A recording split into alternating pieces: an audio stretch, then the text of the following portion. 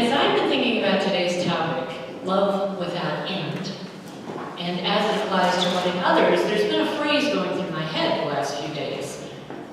Love you forever. It seemed familiar to me, but I wasn't sure how, so I looked it up. I found a book by that title, Love You Forever, written by Robert Munsch. According to his website, this book has sold over 15 million copies since it was first published in 1986.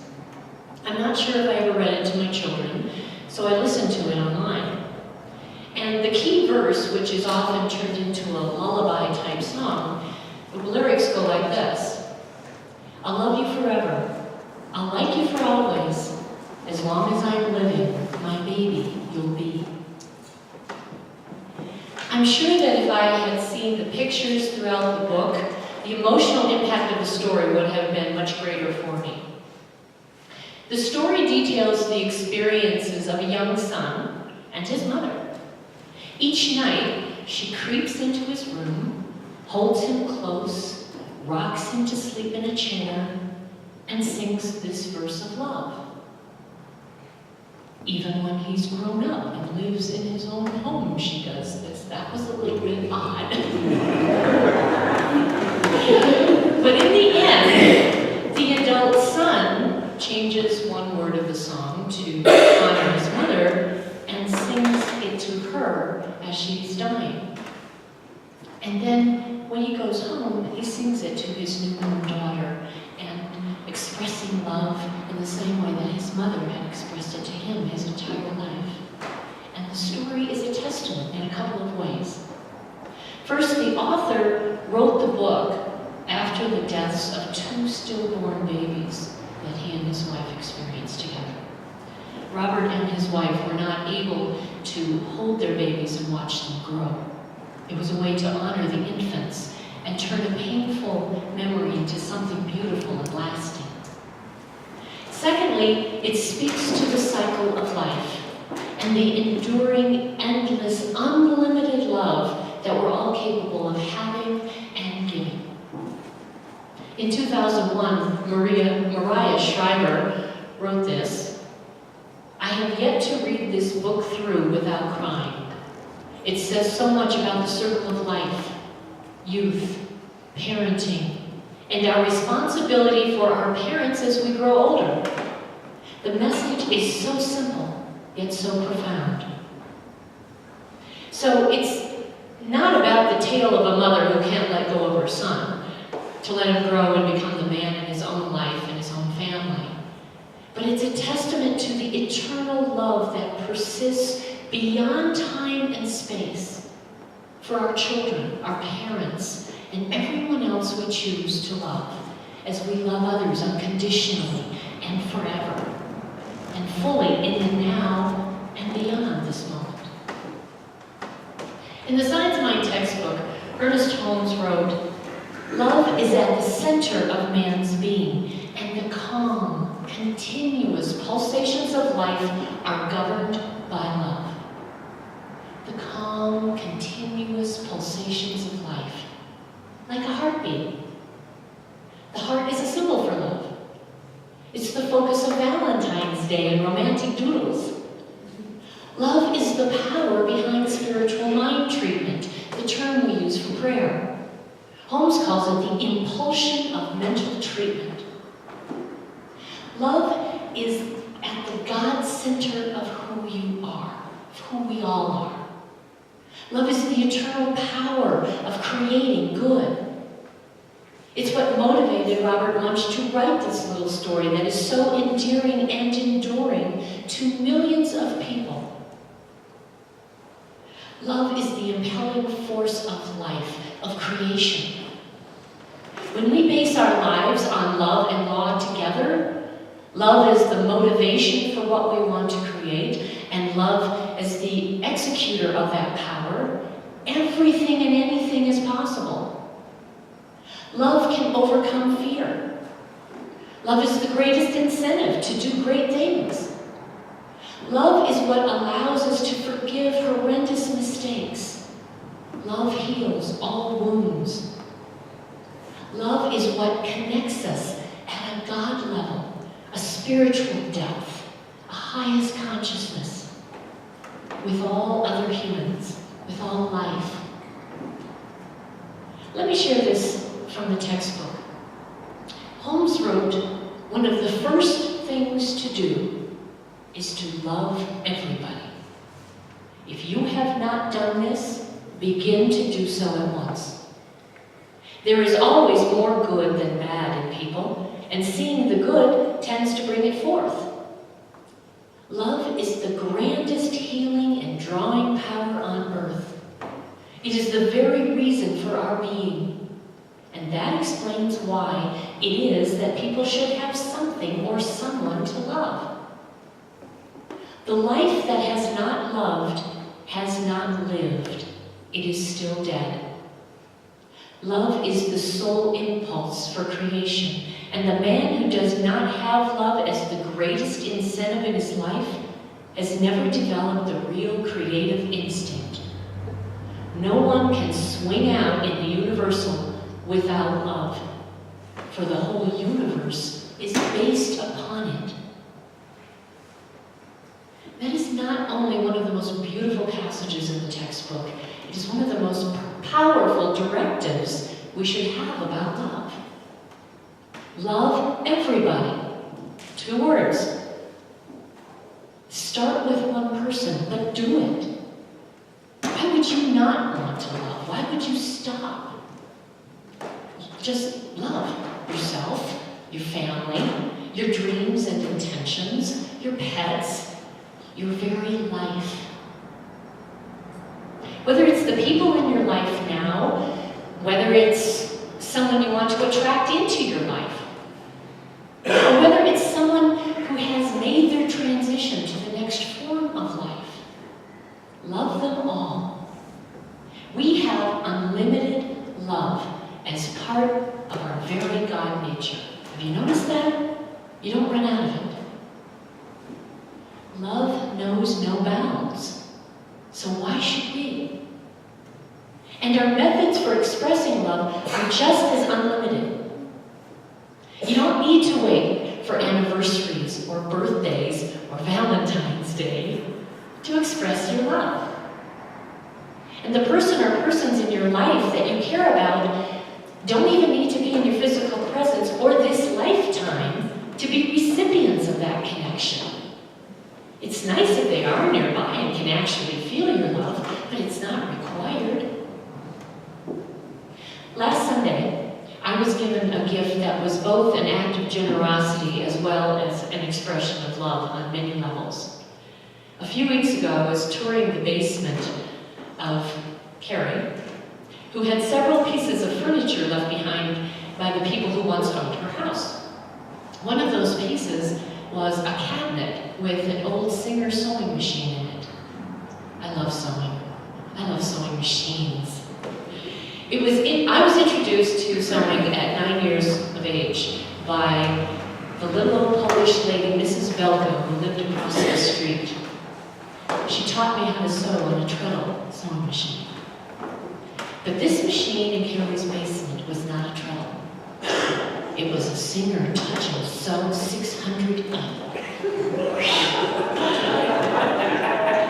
It was just like the machine my mom had when I was growing up. The machine that in the late 1960s and 70s, I was allowed to use, on occasion, with supervision, to make my high school clothes. This is the machine that in 1965 cost $550. It's gear-driven, metal gears, not plastic.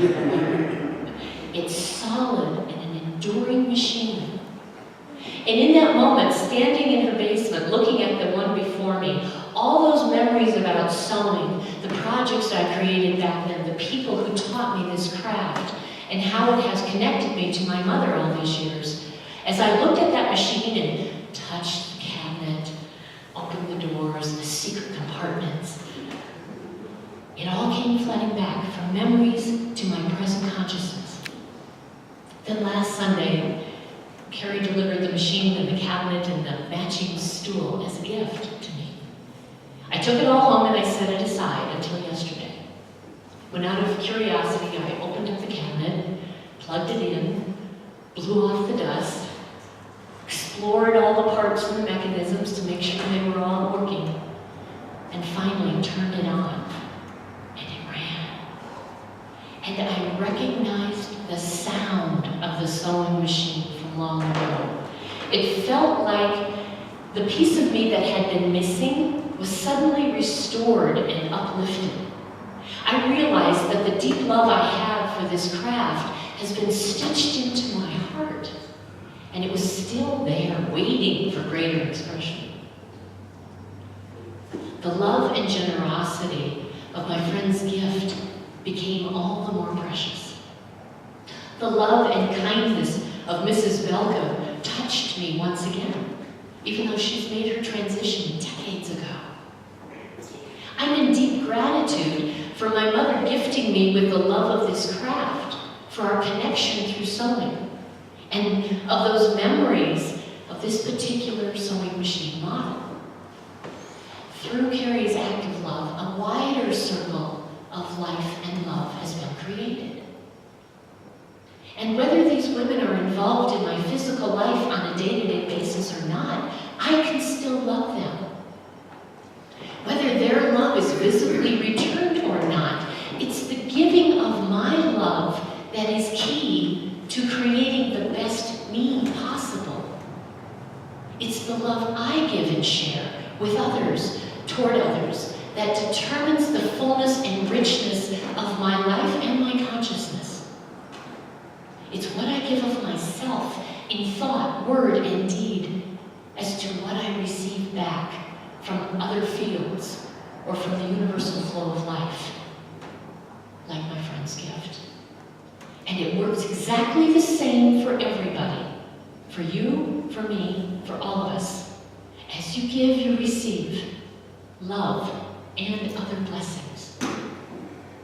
Over and over, we are taught and told through science of mind, in the Bible, other holy texts, and sometimes even in our social media. We are instructed about the importance of love, that God is love. And as children of the divine, that same enduring, eternal, forever love is part of who we are, part of our divine nature. In your programs today is a symbol of love. I would like you to take it out. Just at least hold it in your hand. It's a Valentine. And there are hearts on it. And if you were to write something on this Valentine for someone you love, just think about it.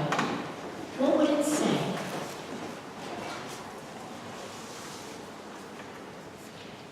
If God were to write something on that Valentine to express love for you, what would it say?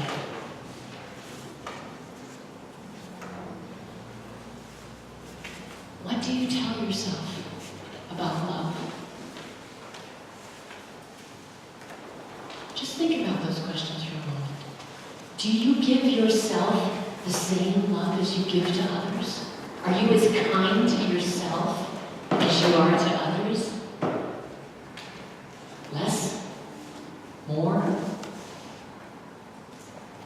I seem to give love more easily to others than I do to myself. And I'm working on that all the time. I want balance. To be more in balance, to be more aware of taking care of my needs, putting on my oxygen mask first.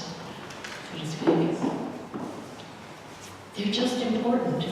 My needs are just as important as anyone else's. Maybe more so sometimes, to me at least. Take this Valentine today. You can give it away. You can keep it as a symbol of love for yourself. There are more, I'm sure, at the back that we can distribute. Keep it as a reminder of loving without end, of loving forever. We have a responsibility to love ourselves and to love our neighbors and our families our spouses, our partners, to love and care for the many of the world, to love and respect who we are as we love them. What are some of the ways we express love? According to Gary Chapman's book, The 5 Love Languages, there are 5 basic areas and ways that we can express love to one another, and that we like to receive love as well. And they speak volumes about how you let others know that you care and how they reciprocate. 1, we can say the words, "I love you," or other encouraging affirmations, words of support for the people in our lives, for what they do and who they are, uplifting and positive phrases. You can do nice things for them. Service. I know this one. Loving service. Things like taking out the trash, doing dishes, helping with the gardening or the chores, watching over them if they're not feeling too well, volunteering at church. The list is really endless in ways to serve. Number 3, you can spend quality time with each other. More than watching TV every night, quality time is about engaging at a deeper level. Maybe going to a movie and then discussing how it impacted you. Going for dinner alone or with friends. Going for a walk or a special activity together. Enjoying each other for the persons you are. Quality time.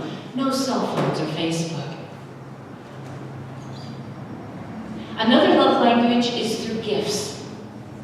Whether we buy them, make them, whether they come from some skill that you have, from who we are, when we share our time and skills in a special way. The other day I gifted my husband with a massage. I hadn't done that for a long time. And I felt as loved in the giving of the gift as he did in the receiving. And as I was doing the massage, I also was able to give the gift of touch. I sometimes forget how important touch can be. We do a lot of hugging here at church. I like that. It's a way of connecting and letting others know we care about them. Whether it's offering a handshake or a pat on the shoulder. Physical touch is important to human wellness. Couples and parents with small children, we hold hands when we walk or when we sit next to each other. It's a way to communicate love. Every moment of life, of being you, is an opportunity to demonstrate the love you are and the love within you. Now, I want to share a story about, it's from a gentleman's journal. And it's an anonymous story, so I can't get credit. And it's about a man who waited too long to share love. 10th grade. As I sat there in English class, I stared at the girl next to me. She was my so-called best friend. I stared at her long, silky hair and wished she was mine. But she didn't notice me like that, and I knew it. After class, she walked up to me and asked me for the notes she had missed the day before, and I handed them to her. She said thanks and gave me a kiss on the cheek. I wanted to tell her, for her to know that I don't want to be just friends. I love her, but I'm just too shy, and I don't know why. 11th grade. The phone rang. On the other end, it was her. She was in tears, mumbling on and on about how her love had broken her heart. She asked me to come over because she didn't want to be alone, so I did. As I sat next to her on the sofa, I stared at her soft eyes, wishing she was mine. After 2 hours, 1 Drew Barrymore movie, and 3 bags of chips, she decided to go to sleep. She looked at me, said thanks, and gave me a kiss on the cheek. I want to tell her.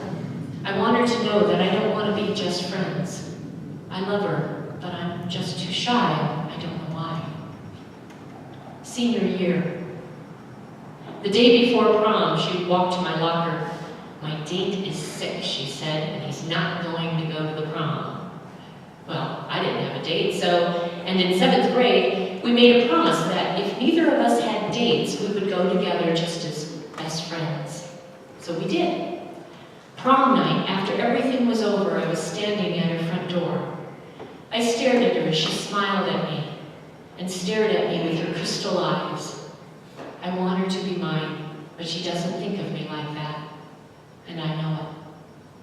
Then she said, "I had the best time, thanks," and gave me a kiss on the cheek. I want to tell her. I want her to know that I don't want to be just friends. I love her, but I'm just too shy, and I don't know why. Graduation day. A day passed, then a week, then a month. Before I could blink, it was graduation day. I watched as her perfect body floated like an angel up on stage to get her diploma. I wanted her to be mine, but she didn't notice me like that, and I knew it. Before everyone went home, she came to me in her smock and hat and cried as I hugged her. Then she lifted her head from my shoulder and said, "You're my best friend, thanks," and gave me a kiss on the cheek. I want to tell her. I want her to know that I don't want to be just friends. I love her, but I'm just too shy and I don't know why. A few years later, now I sit in the pews of the church. That girl is getting married now. I watched her say "I do" and drive off to her new life, married to another man. I wanted her to be mine, but she didn't see me like that, and I knew it. But before she drove away, she came to me and said, "You came, thanks," and kissed me on the cheek. I want to tell her. I want her to know that I don't want to be just friends. I love her, but I'm just too shy. I don't know why. Years passed. I looked down at the coffin of a girl who used to be my best friend. At the service, they read a diary entry she had written in her high school years. This is what it read. "I stare at him, wishing he was mine. But he doesn't notice me like that, and I know it. I want to tell him. I want him to know that I don't want to be just friends. I love him, but I'm just too shy, and I don't know why. I wish he would tell me he loved me."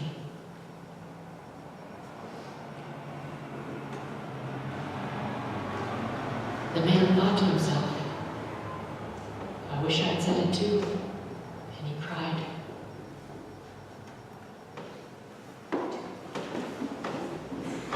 Kleenex all around. We can love without end. We can love forever. And we can love more of ourselves as well as the other people in our lives, past, present, and future. Love is eternal and unlimited. There are innumerable ways to express it, and it starts with you, within you. Make the effort. Remember what Holmes said. One of the first things to do is to love everybody. If you have not done this, begin to do so at once. Do it. Be the blessings, love, and light of who you truly are. Love everybody, and love without end. Will the practitioners please come forward?